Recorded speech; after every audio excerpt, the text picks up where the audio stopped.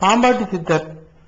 சித்தர்களில் போகர் எவ்வளவு பிரபலமோ அவ்வளவு பிரபலமானவர் பாம்பாட்டி சித்தர். காரண பெயர்கள் சாதாரணமாக மனதை விட்டு அகலவே அகலாது. அதிலும் படையையே நடுங்கச் செய்யும் பாம்பினை ஆட்டி வைப்பர் என்பார். ஒரு பிரமிப்போடு கூடிய பார்வை இந்த சித்தர் மேல் எல்லோருக்கும் உண்டு. இவரின் தொடக்கம் மிக சாதாரணமானது. ஜோகியர் என்னும் மலைக்குடியர் இவர். பலியர், ஜோகியர், படுகர், வடுகர், வட்டகர் என்று அந்த நாளில் மலைகளில் வசிப்பவர்களுக்கு பெயர்கள் இருந்தன. இவர்களில் ஜோகியர்கள் பாம்பு பிடிப்பதில் சிறந்தவர்கள். இன்றைய இருளர்களுக்கு ஜோகியர்களே முன்னோடிகள்.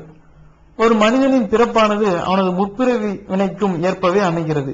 அரசு மகனுக்கு மகனாய் பிறப்பது முதல் ஆண்டியாய் இருப்பது வரை அனைத்தும் கர்மம் சார்ந்ததே. பாம்பாட்டி சித்தரும் கர்மப்படி ஜோகியராய் பிறந்து பாம்பு பிடித்து அதை ஆட்டி வைப்பது, அதோடு விளையாடுவது, இவற்றில் எல்லாம் அதிசிறந்தவராக திகழ்ந்தார். இவர் காலத்திலும் நாகரத்தினங்களுக்காக பாம்புகளை தேடுவோர் இருந்தனர். பல ஆண்டு காலத்திற்கு ஒரு பாம்பானது ஒருவரையும் தீண்டாது வாழ்ந்திட அந்த விஷமானது கெட்டிப்பட்டு கல் போலாகி அந்த பாம்பிற்கே அது வினையாகும். அந்த கல் அதற்கு வேதனை தரும். எனவே அந்த விஷக்கல்லை வெளியேற்ற மிகவும் சிரமப்படும். அப்படி சிரமப்படும் பாம்புகளை கவனித்து கண்டறிந்து கெட்டியான கல் போன்ற அந்த விஷத்தை எடுத்து அதை நாகமாணிக்கமாக கருதி அதிக விலைக்கு விற்பார்கள். சிலர் இந்த மாணிக்கத்தை ஒரு தாயத்துக்குள் அடைத்து இடுப்பில் கட்டிக்கொள்வர். இதனால் எதிர்மறை துன்பங்கள் நேராது என்பது நம்பிக்கை. பாம்பாட்டி சித்தரும் பாம்பு பிடிப்பதில் சூரராக இருந்தபோது அவருக்கும் நாகமாணிக்கத்தை தலைமேல் வைத்திருக்கும் பாம்பை தேடுவது ஒரு பெரும் லட்சியமாகவே இருந்தது. ஆனால் அந்த மாதிரி பாம்புகள் அவ்வளவு சுலபத்தில் வசப்பட்டு விடாது. ஒரு நாள் அப்படி ஒரு பாம்புக்காக புற்று புற்றாக கையை விட்டுக் கொண்டிருந்த ஜோகியாகிய பாம்பாட்டி ஒரு புற்றில் கையை விட்ட போது விக்கித்து போனார். உள்ளே ஒரு சித்த புருஷர் தவமியற்றிக் கொண்டிருந்தார். அவர் மேல் பாம்பாட்டியின் கைப்பட்டுவிட அவரது தவம் கலைந்தது.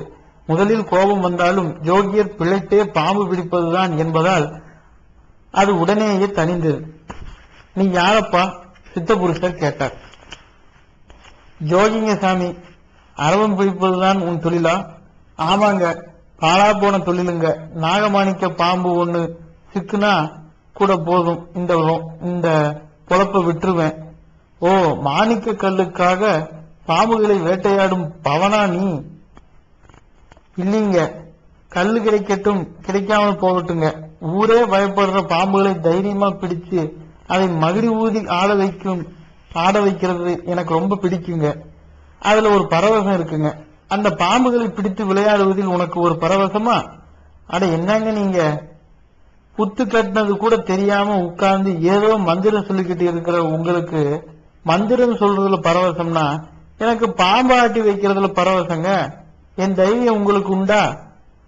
பகலில் வெளியே வர பயந்து கொண்டும் இரவில் இறை தேடியும் கரையான் புற்றுகளுக்குள்ளும் துவாரங்களிலும் புகுந்து கொண்டு சுருண்டு படுத்துக் கொள்ளும் பயத்தின் சொரூபமான பாம்புகளை பிடிப்பதும் ஆட்டி வைப்பதுமே உனக்கு ஒரு பெரிய பரவசத்தையும் ஆர்வத்தையும் தருமானால், எனக்குள் இருக்கும் குண்டலினி எனும் பாம்பை நினைத்த பொழுதெல்லாம் ஆட்டி வைத்து மலைப்பைக்கு நடுவில் கிடக்கும் அந்த குண்டலினியை முதுகுத்தண்டு வழியாக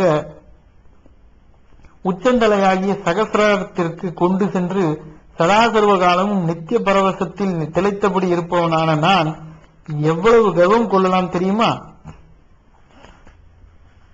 அவர் கேள்வி அந்த ஜோகிக்கு ஆச்சரியமும் அதிர்ச்சியும் அளித்தது. உங்களுக்குள் ஒரு பாம்பா? இது முதல் கேள்வி. குண்டலினியை எழுப்பி சகசிரராம் வரை கொண்டு செல்வதில் அவ்வளவு பரவசம் உள்ளதா? இது அடுத்த கேள்வி. அவரும் அனுபவித்தால் தானே தெரியும். சர்க்கரை என்று சொன்னால் இனித்து விடுமா என்று திரும்பி கேட்க ஜோகிக்கும் அவருக்கும் இடையே நெருப்பு பற்றி கொண்டது. நீங்கள் சொல்றதை ஏத்துக்க முடியாதுங்க சாமி. பாம்பு பிடிக்கிறது எவ்வளவு கஷ்டம் தெரியுமா? உயிர் போக வாழ்க்கைங்க. அப்படியா? யோகிக்கும் அதெல்லாம் ஒரு விஷயம் இல்லையப்பா. உடம்பை ஆட்டி படைக்க தெரிந்த யோகிகளை எந்த பாம்பும் எதுவும் செய்யாது, பார்க்கிறாயா? அவர் கேள்வியோடு பக்கத்தில் புற்றில் கையை விட்டு நாகனையும் சாரையையும் கட்டுவிரியனையும் வாளை பிடித்தெல்லாம் இழுத்து மேனி மேல் விட்டுக் கொண்டார். அவைகளும் அவரிடம் குழந்தையைப் போல விளையாடின. ஜோகிக்கு வியப்பு தாழவில்லை. அந்த நொடி ஜோகிக்கு தன் தைரியம், பரவசம் எல்லாம் ஒரு அற்பமான எண்ணமே என்பது விளங்கிவிட்டது. சாமி, நான் உங்களை மாதிரி சாமியாருங்களா? என்னவோ ஏதோன்னு நினைச்சேன். ஆனா உண்மையிலே என்னை நானே இவ்வளவு நாளா ஏமாத்திட்டு வந்திருக்கேன் சாமி. நான் இனி வெளியே இருக்கிற பாம்பை பிடிச்சு அதை இம்சை பண்ண மாட்டேன். எனக்குள்ள ஒரு பாம்பு இருக்குன்னு சொன்னீங்களே, அதை பிடிக்க எனக்கு சொல்லி தரீங்களா? அது அவ்வளவு சுலபம் அல்ல. மன உறுதி, வைராக்கியம் இரண்டும் வேண்டும். என்கிட்ட அது நிறையவே இருக்குங்க. சொல்லுங்க, நான் என்ன செய்யணும்? ஜோகி கேட்க, சிஷ்யனாக ஏற்பது போன்ற கனிவான பாவனையில் அவரும் பார்க்க ஜோகி சிஷ்யனாக துடித்தான். ஆனால் உடனே அவனை அந்த சித்தர் ஏற்றுக்கொள்ளவில்லை. பலவித சோதனைகளுக்கு பிறகே ஜோகி சிஷ்யனானான். சில வருஷத்திலேயே குருவை விஞ்சும் சிஷ்யனாகிவிட்டான். குருவின் மேல் ஒரு கம்பளி சட்டை கிடந்தது. அழுக்கேறிய சட்டையானால் அது அவர் உடல் சூட்டை ஒன்றே போல் வைக்க உதவி கொண்டிருந்தது. எப்பொழுதும் கம்பளி சட்டையுடன் காணப்பட்டதால் சட்டை முனி என்று அழைக்கப்பட்டார். அவர் சிஷ்யன் ஜோகியோ குண்டலினி பாம்பை ஆட்டி வைக்க வெகு வேகமாக கற்றதால் பாம்பாட்டி சித்தர் ஆனார். ஒரு சித்து உள்ளே வருவது தானே கடினம். அப்படி வந்து விட்டால் அது வந்த அதே வழியில்தான் வரிசையாக எல்லா சித்துக்களும் வந்துவிடுமே. பாம்பாட்டி சித்தரும் ஜெகச்சால சித்தரானார். எச்சில் உமிழ்ந்து அந்த உமிழ் நீரில் தங்கம் செய்வதிலிருந்து குப்பென்று ஊதிய வேகத்தில் காற்று விசையால் ஒருவரை கீழே விழ வைப்பது வரை அவரது சாகசங்களும் ஓரளவே இல்லாமல் போயிற்று.